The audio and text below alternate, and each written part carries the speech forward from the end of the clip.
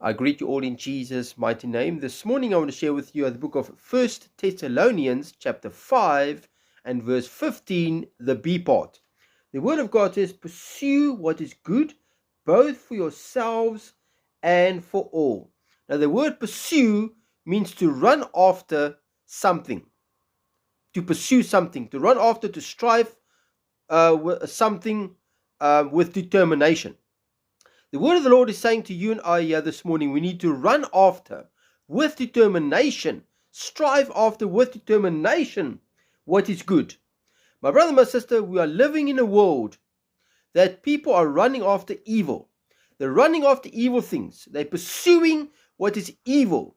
But the word of God says to you and I here this morning, we need to run after with determination what is good.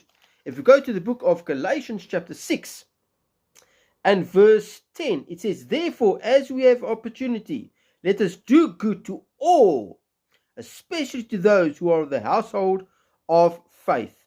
My brother, my sister, we need to take every opportunity to do good. We need to take every opportunity to do good, especially to those who are the household of faith. My brother, my sister, don't give up in doing good. Don't throw in the towel, like they say, in doing good. Pursue it, my brother, my sister. Run after with determination to do good, my brother and my sister. Continue doing good. When we are living in a world that is full of evil, people are calling evil good and good evil. My brother, my sister, you and I must not run after what is evil. We must not pursue what is evil. We need to pursue what is good. My brother, my sister, we need to continue doing good in spite of people persecuting us, in spite of people mocking us, because we're doing good, because we're doing the right thing. The word of God says to you and I here this morning, we need to pursue it. We need to run after it.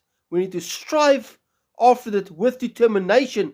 My brother, my sister, continue doing good. He says, therefore, as we have opportunity, if you've got an opportunity to do good, my brother, my sister, do it.